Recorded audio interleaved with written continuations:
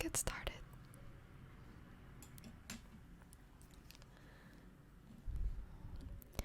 The first story is called Something Haunted My House, and Whatever It Was is Pure Evil by B.L. Daniel 95.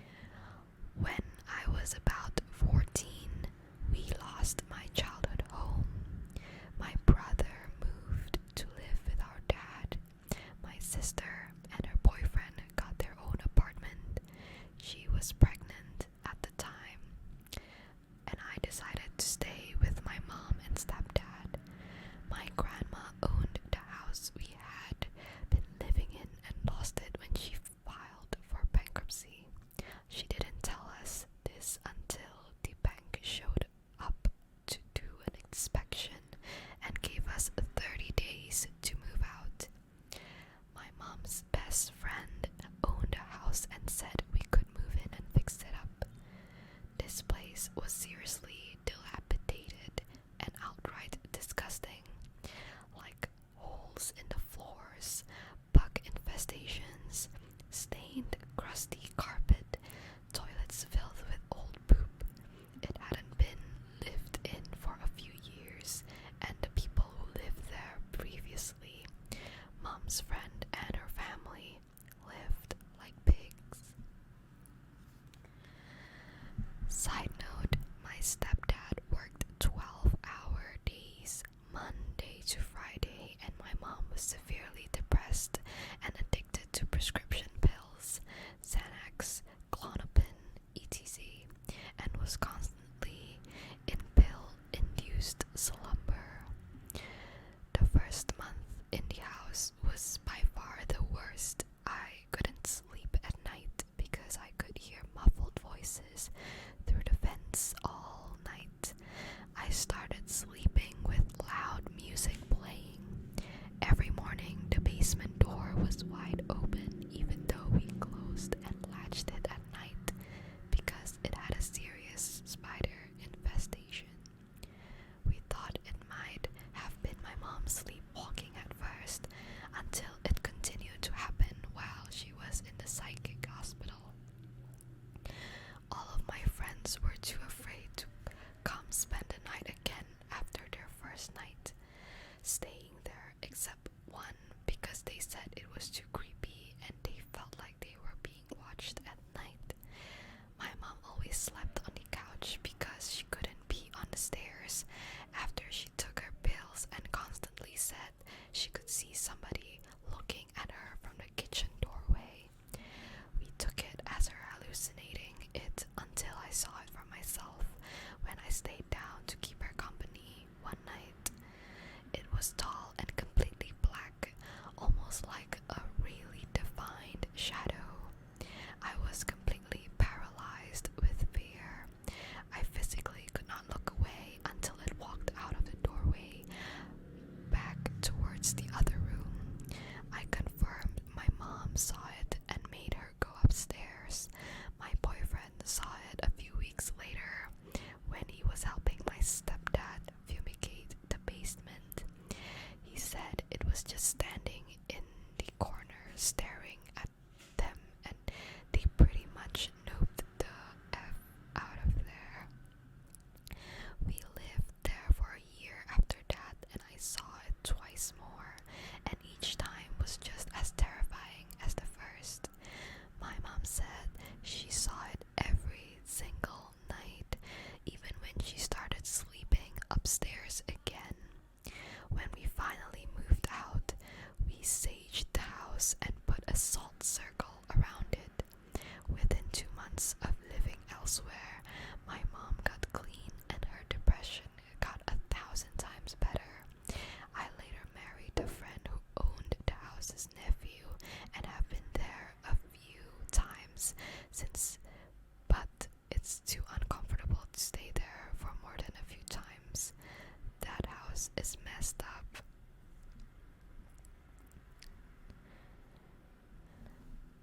The second story is called Love Adam by unknown.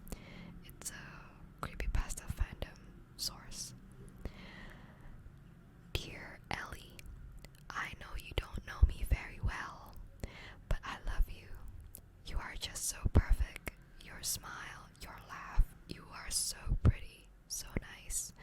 I just can't help but love you. And since I'm so shy, I thought maybe it'd be a good idea to write all of my feelings down and slip them into your locker. I can watch you open it. Isn't that wonderful? Love, Adam. Dear Ellie, you didn't see me. That's okay. I was hiding. I couldn't bear to look you in the eye anyway. I just wanted to see you smile when you saw someone had a crush on you. But this is so much more than a crush. This is true love. Don't you see, my darling? We were meant to be, you and I. So why were you talking to Josh the other day? Maybe I'm paranoid and you two are just friends. Isn't that right, my love? Looking forward to seeing you read this. Love, Adam. Dear Ellie, how could you? How could you kiss Josh? How could you look your friend in the eyes with your gorgeous smile and tell her that you two are dating? I love you. I love you so much. It hurts. No matter, I'll have to take matters into my own hands. I'll prove to you that Josh is unworthy. That way you'll only have me. Love, Adam. Dear Ellie, don't cry. Josh is gone now. He was standing between us. I made sure his death was swift, so he wouldn't be in pain. Just for you. I love you, Ellie. Don't worry. Everything will be fine. On the bright side, I found out where you live now, so we don't have to restrict our love to school. You mean everything to me, Ellie. You are my world. Love, Adam. Dear Ellie, I think our relationship has reached a new milestone. I am so happy. Last night I saw you naked. You had forgotten to close the window. I guess you did it on purpose though. Just for me. I'm still so shy. I can't even work up the courage to see you. Anyway, why'd you call the cops after reading my last letter, Ellie? Don't you know that made it difficult for me to see you? They won't find me though, so don't worry. I'll still be here for you. Love, Adam. Dear Ellie, you didn't tell me you were moving right out of the state too. That's sad, but no matter. Your old neighbors were forwarding your mail, so I found you again. This is spectacular. Now I can watch you all the time, even in your new school. You look tired though, so rest more. I like watching you sleep. Love, Adam. Dear Ellie, I want to hold you, so I'm coming for you. Love, Adam. Dear Ellie, we are together. Some nights we cuddle, others we talk. Of course, I'm doing most of the talking. I'm so happy we are together. You were so scared at first, but now you're mine forever. It's a shame though. You are starting to rot. Love, Adam. Dear Maggie, I know you don't know me very well, but I love you. Well, Adam is just a pure walking red flag. Okay, next story is called I Am the End of the World by Discord Within. The world is ending, and I think I'm to blame. It started about a month ago. Small clusters of suicide popping up in New Jersey. 6 students sleeping in front of a commuter train in Princeton. 4 families in Canada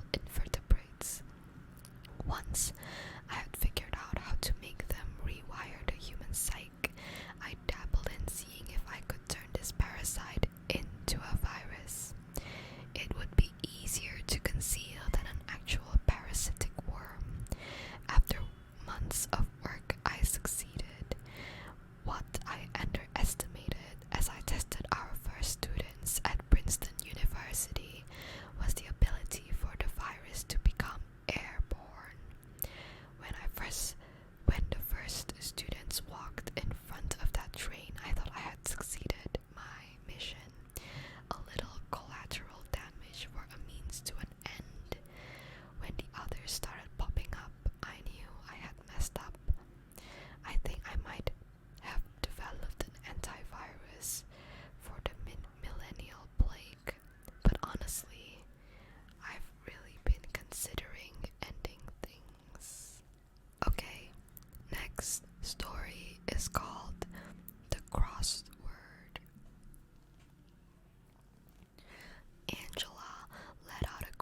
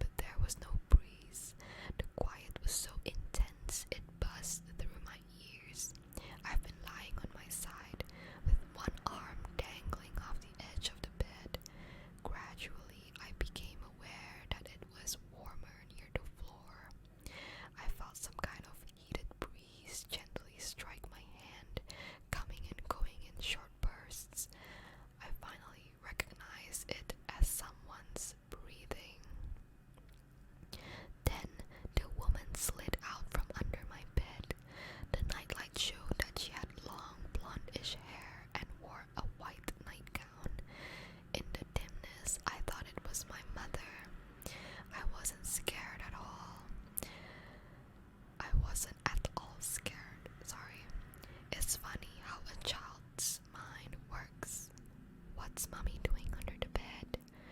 Must be getting something or checking for monsters. I was too tired to say anything and remained motionless, watching. The woman was on her back, but her face stayed in the shadows. She rolled over and crawled on all fours to the far end of the bed, then glided up the ladder to the top bunk. Her every movement was silky smooth and completely silent. She reminded me of a white ribbon dancing in the wind. I closed my eyes and fell back asleep. I also remember my brother telling me about a weird dream in the next morning. He dreamt of a woman who lived under the floor and came out at night to play in the rain. When her clothes got soaked, she went back inside and would whisper things to anyone who was sleeping. It became a recurring dream for him until our family moved out of that house. Strange what the brain chooses to remember. The last story is called Abortion, by unknown creator. My sister had never been on friendly terms with us. My parents would often yell at her for coming home drunk at 4 in the morning, clad in a torn tank top and miniskirt, retching all over the carpet, cussing repeatedly at them. She refused to go to church with the family and failed every class at school because she didn't turn up for her exams. They would call her an embarrassment in front of other parents and would often ground her, but she would always find some way to sneak out. When she was 17, she got pregnant. She went missing the day after she told me, and my parents filed for a missing persons report. The county police ended up searching every nook and cranny of the entire town, but were unable to locate her. Her boyfriend said he had personally escorted her home that night from the party and seen her to the front door, so he thought it was unlikely she had gotten abducted. The police gave up on the search after a few weeks and came to the conclusion that she must have run away from home. It was at that time I started hearing strange banging and scraping sounds from the basement. They would sometimes be loud enough to wake me up at night. This continued for months. I ignored them initially, but over time I was becoming more and more agitated. I tried to investigate several times, but the door will always be locked. Then, in the middle of one night, I was making a trip to the bathroom when I noticed that the basement door had been left open. So I decided to go inside and check if there was anything strange, not really expecting much. When I flicked the light on, however, a horrific sight presented itself. I stifled a scream as I saw my sister, bound tightly to a chair, duct taped over her eyes and mouth. She looked skeletal. I almost didn't recognize her. Marks of dried blood were scattered across the wall, her clothes and the floor. Her head hung from her shoulders and eyeliner ran down her cheeks. I thought she was dead, but as I took a few steps forward, she began to lift her head. "Oh my God," I said, desperately tearing off the duct tape and cutting the ropes with the edge of a spade, the first sharp tool I could get my hands on. "What happened?" She gripped my arm tightly. I shouldn't have told them," she whimpered, pointing to a black trash bag in the corner of the room. Suddenly, a feeling of acute sickness and terror overwhelmed me. Before I could open the trash bag to confirm my fears, I heard faint footsteps approaching from the hallway. So, I guess that's it for today, relaxing time, and I'll be seeing